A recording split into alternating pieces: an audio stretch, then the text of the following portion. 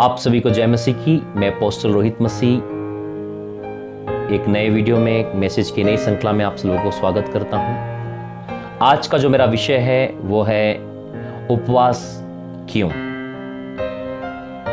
प्रियो, हमें उपवास क्यों करना चाहिए और परमेश्वर क्यों चाहता है कि आप और मैं उपवास करें। एक साधारण सी बात आप और मैं सोचते हैं कि क्या आप और मैं उपवास करेंगे तभी परमेश्वर आपकी और मेरी प्रार्थना सुनेगा।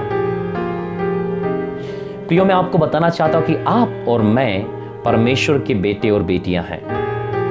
हम एक संसारिक माँ बाप को देखते हैं कि यदि संसार के माँ बाप हैं और उनका बेटा या बेटी जब उनसे कुछ मांगने के लिए आता है तो क्या पिताजी उनसे कहेंगे कि मेरे बेटे मेरी बेटी यदि तुझे कुछ चाहिए तो पहले तुझे उपवास रखना पड़ेगा, तब मैं तुझे वो वस्तु या वो चीज या वो सामान ला कर दूंगा। तो प्रियो, संसार के माँ बाप होने के बावजूद भी आप और मैं अपने बेटे बेटियों से ये एक्सपेक्टेशन नहीं करते, उम्मीद नहीं करते हैं कि किसी चीज को प्राप्त करने के लिए उन्हें उपवास करना होगा।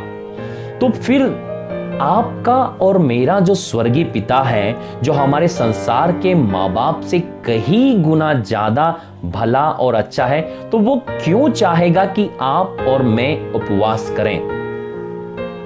इसका मतलब किसी चीज को प्राप्त करने के लिए हमें परमेश्वर के पास जाने के लिए उपवास की जरूरत नहीं है, क्योंकि वो भला परमेश्वर है। लेकिन फिर भी ये उपवास क्यों आपकी और मेरी जिंदगी में है, या उपवास क्यों, इसके विषय में बाइबल क्या बताती है, उसके पीछे क्या रहस्य है। प्रियो, आज मैं एक नए प्रकाशन के साथ आप लोगों के बीच में आया हूं ताकि मैं कुछ गहरे प्रकाशन आपके साथ शेयर करना चाहता हूं प्रियो, क्योंकि ये जो प्रकाशन है ये आपके लिए नए होंगे प्रियो। उत्पत्ति की किताब उसका 3 अध्याय पद 6 में एक घटना होती है। उत्पत्ति 3 अध्याय में घटना होती है कि परमेश्वर ने मनुष्यों के अर्थात आदम और हवा को बनाकर अदन की वाटिका में रखा, और बाइबल बताती कि अदन की वाटिका में सब बनेले पशु में से सर्प जो था वो सबसे ज्यादा धूर्त था।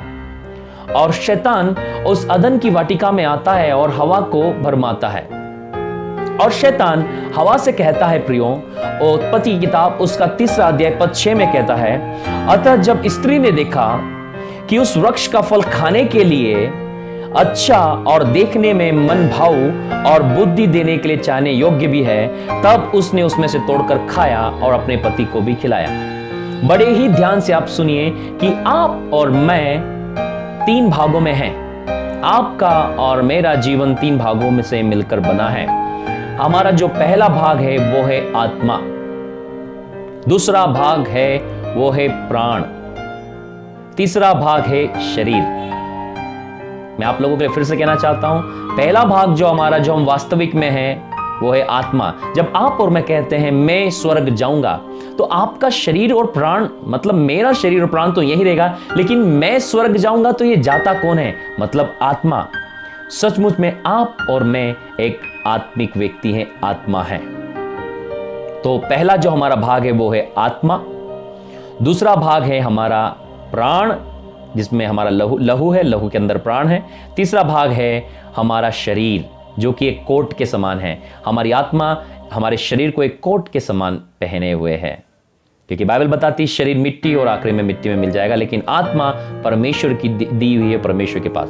तो प्रिय, मैं आपको बताना चाहता हूं कि परमेश्वर ने जब आदम और हवा को अपने स्वरूप अपनी समानता में बनाया, इसका मतलब परमेश्वर आत्मा है और उसने आदम और हवा को भी आत्मा के रूप में बनाया। लेकिन जिस समय आदम और हवा ने फल खाया, वो क्रम जो कि आत्मा पहले थी, आदम और हवा आत्मा के बारे में सोचते थे और उन्हें शरीर की कोई भी चिंता नहीं थी। बाइबल बताती है वे दोनों नंगे थे, लेकिन एक दूसरे को देखकर लजाते नहीं थे। कारण यह था कि उनका शरीर पर कोई भी ध्यान नहीं था। आत्मा, प्राण, शरीर, स्पिरिट, सोल एंड बॉडी। जैसे ही आदम और हवा ने फल खाया, वो क्रम उल्टा हो गया। कैसे क्रम उल्टा हो गया? पहले शरीर की कोई चिंता नहीं थी, वे नंगे थे लेकिन कोई शर्माते नहीं थे। लेकिन जैसे ही फल खाया, आदम का ध्यान जो कि पहले आत्मा में था वो शरीर पर आ गया। अब उन्होंने सबसे पहले अपने शरीर को देखा कि हम तो नंगे हैं। शरीर के बाद उसका ध्यान प्राण पर आया और आखिरी में उसका ध्यान जो है वो आत्मा पर आया। प्रियो, वही काम हुआ। प्रियो, वही बात मैं आपको सिखाना चाहता हूं कि वही जो गड़बड़ी है, वही गड़बड़ी पूरी मानव जाति में फैली कि आज सबसे पहले मनुष्य अपने शरीर की चिंता करता है, शरीर के बाद वो अपनी आत्मा प्राण की चिंता करता है कि मैं शायद मर न जाऊं। तीसरी, जब कुछ शरीर और प्राण से उसको कुछ समय मिलता है बेचारों को, वो सोचता है अपनी आत्मा के बारे में। इसलिए आप अपने आसपास के माहौल में देखेंगे कि सारे लोग अपने शरीर के लिए भाग रहे हैं, अपने प्राण के लिए भाग रहे हैं, लेकिन किसी को भी अपनी आत्मा की चिंता नहीं है। उसका कारण यह था मेरे भाई और बहनों कि आदम हवा ने जो फल खाया था, उसके कारण मनुष्य का जो क्रम था वो आत्मा प्राण और शरीर था, वो क्रम पाप के कारण उल्टा हो गया। वो क्रम हो गया शरीर, प्राण और आत्मा। प्रियो, और उपवास में हम क्या करते हैं, हम उस पर जाने वाले हैं। मैं दूसरा उदाहरण आपको देना चाहता हूं कि एक क्रम जो उल्टा हो गया, वो क्रम सीधा कैसे हुआ। प्रियो, वो क्रम सीधा कैसे हुआ, आप और मैं देखते हैं। वो क्रम को सीधा करने के लिए आपका और मेरा प्रभु यीशु मसीह आया। आदम और हवा ने अपनी जिंदगी में कभी फास्टिंग नहीं की प्रियो, लेकिन पहला व्यक्ति जो था, पहला आदम, उसके कारण पाप आया, लेकिन दूसरे आदम अर्थात यीशु मसीह के द्वारा उसका उद्धार आया। बाइबल बताती है दूसरा आदम हमारा यीशु मसीह फास्टिंग में गया। वो फास्टिंग में इसलिए गया ताकि वो जो क्रम जो उल्टा हो गया था वो सीधा हो जाए। मत्ती की किताब उसका 4 अध्याय दिखाता है, यीशु मसीह आत्मा के सिखाए जंगल में गया और 40 दिन 40 रात फास्टिंग में रहा। बड़े ध्यान से सुनिए प्रिय, बहुत बड़े और गहरे रहस्य को मैं आपसे शेयर करना चाहता हूं। यहां पर प्रभु यीशु मसीह आत्मा के गहरे संगति में गया, इसके लिए उसको उपवास में जाना पड़ा। क्योंकि प्रिय, जब आप और मैं उपवास में होते हैं तो आपको इस बात को समझ लेनी है कि आपका और मेरा शरीर कमजोर होता है, लेकिन आपकी और मेरी आत्मा मजबूत होती है। तो मैं आपको बता रहा हूं कि उपवास क्यों। उपवास इसलिए कि हमारी शरीर तो कमजोर हो, लेकिन हम आत्मा में सामर्थ्य हो जाएं। इसलिए आपका और मेरा परमेश्वर चाहता है कि हम आत्मा में सामर्थ्य हो, इसलिए हमें उपवास रखने की जरूरत है।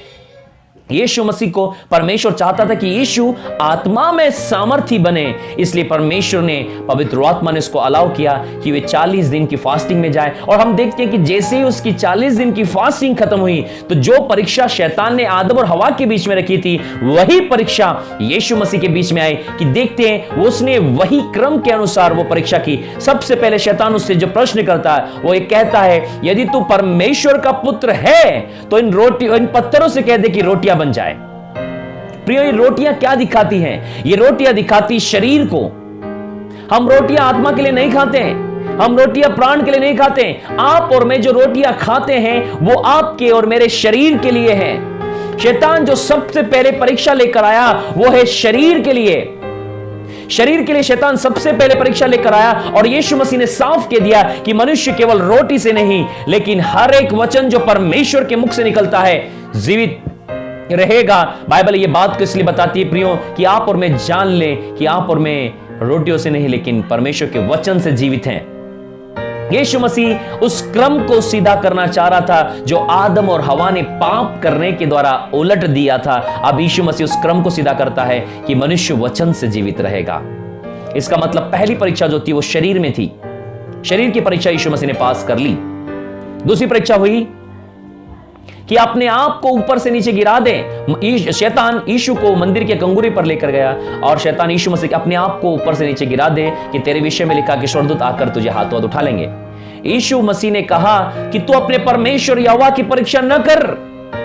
ये दूसरी थी कि शैतान चाहता यीशु मसीह अपने प्राण को जोखिम में डाल दे, यीशु मसीह अपने प्राण को दे दे। क्योंकि एक व्यक्ति जब ऊपर से अपने आप को मंदिर के कंगूरे से या ऊंचाई से अपने आप को गिराएगा तो उसके प्राण जाने की संभावनाएं हैं। शैतान की दूसरी जो परीक्षा थी वो यीशु मसीह के प्राण के विषय में थी।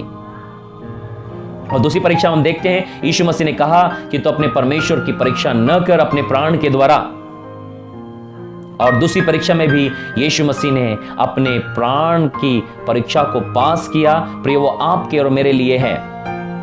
तीसरी परीक्षा हम देखते हैं, शैतान ने एक ऊंचे पहाड़ पर ले जाकर यीशु मसीह का संसार का सारा वैभव दिखाकर कहा कि तू अपने आप को मेरे चरणों में गिरा दे या दंडवत कर, तो मैं सारी चीजें तुझे दूंगा। प्रिय, आज भी यही होता है कि शैतान लोगों को संसार की वस्तुओं के लिए, संसार की बातों के लिए चाहता है कि लोग अपने आप को शैतान के पांव पर गिराए और गलत कामों के द्वारा, शैतान को दंडवत करने के द्वारा अपनी आत्मा को शैतान को बेच दे या सौंप दे।